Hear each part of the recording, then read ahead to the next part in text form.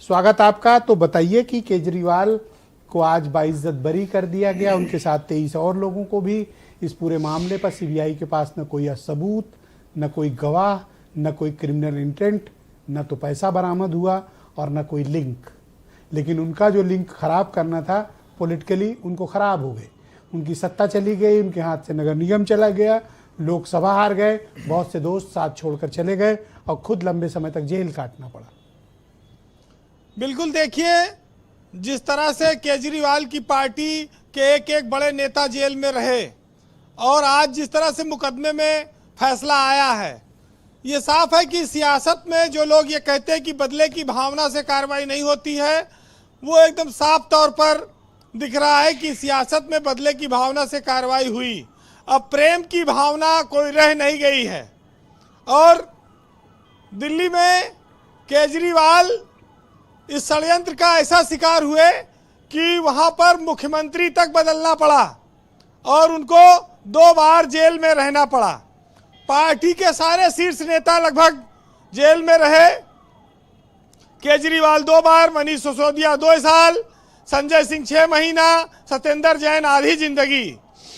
तो ये जेल आम आदमी पार्टी के नेताओं से भर दी गई और एक तरह से कहा जाए आम आदमी पार्टी खत्म हो जाती या पंजाब में उसने सरकार बना ली।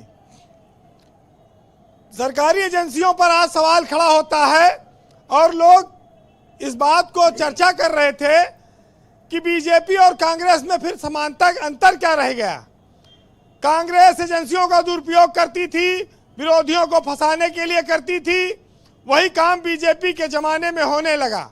जो पार्टी अपने आप को पार्टी विथ ए डिफरेंस कहती थी, जो पार्टी राजनीति में चाल, चरित्र और चिंतन को महत्व देती है, जिसका आदर्श पारदर्शिता का नारा रहा हो, जिसके नेताओं को पूरे सभी राजनीतिक दलों के लोग सम्मान देते रहे हो, स्वीकार करते रहे उनके विचार को, उस पार्टी में विरोधी दलों के लिए इस तरह से कार्रवाई होना उनके राज में बड़ा सवालिया निशान लगा गया। भाजपा के लिए ये काफी आलोचना का वक्त है, उसको ये सहना पड़ेगा क्योंकि अदालत ने केजरीवाल और उनके नेताओं को बाइज्जत बरी कर दिया है। पूरा जीवन चला गया, मुख्यमंत्री पद तो जो गया गया, सम्मान, प्रतिष्ठा, घर परिवार का सुकून, माँ बाप, सबकी इच्छाएं सब चली गईं। जेल कोई सैरगाह तो है नहीं कि कोई खुशी से जाता है वहां। और भ्रष्टाचार के आरोप में गए, शराब के घोटाले में गए, बदनामी लेकर गए। लेकिन आज ये बात इतिहास में दर्ज हो गई कि केंद्रीय एजेंसियों ने एक ज्यादती की थी और उस ज्यादती का परिणाम अब सामने आया है। अपने राजनीतिक विरोधियों को फंसाने के लिए केंद्रीय एजेंसियों का इस तरह से दुरुपयोग नहीं होना चाहिए।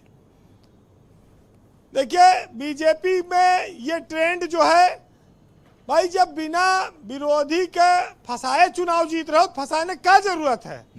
बीजेपी वैसे भी चुनाव जीत रही है हर जगह, ये सब करने से उसको आलोचना मिलती है, तो ये बहुत बड़ी बात है। जी वीरेंद्र जी, कंक्लूड करें प्लीज, आज थोड़ा वक्त का अभाव है। देखिए, पंजाब में कांग्रेस उम्मीद लगाए थे कि हम सरकार बनाएंगे, लेकिन जैसे जैसे आज केजरीवाल फपक फपक के रोए हैं, वैसे वैसे कांग्रेस का दिल रोया है आज कि यहू हाथ से चला गया।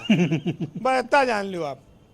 और आम आदमी पार्टी आप कमाल आदमी के लिए देखिए, हेमंत जी अच्छा समझ नहीं पाए अभी मामला क्या बोले वीरेंद्र जी। बोलिए।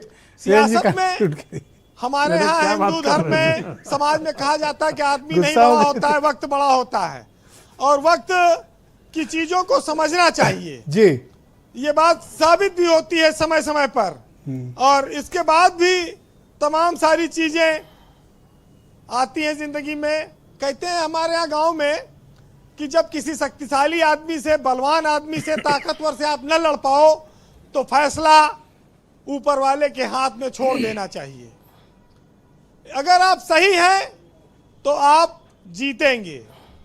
तो अदालतें भी इसीलिए बनी है कि वो सच का साथ दें। फिलहाल 4 लाइन सुनिएगा कि मैं खामोश रहूं तुम जज्बात समझ लेना, मैं दर्द लिखूं तुम हालात समझ लेना, और मेरे आंसू में फरियाद समझ लेना, और मैं गीत लिखूं उसे गजल समझ लेना। मेरी हंसती आंखों ने भी दर्द बयां कर डाला, और जीवन का विष अमृत समझकर पी डाला, और मेरे शबनम से मोती को प्यार समझ लेना, और मैं खामोश रहूं तो फिर मेरे जज्बात समझ लेना।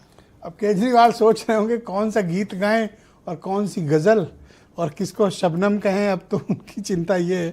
बहुत शुक्रिया वीरेंद्र जी आपका हमारे साथ जुड़ने के लिए, फीडबैक और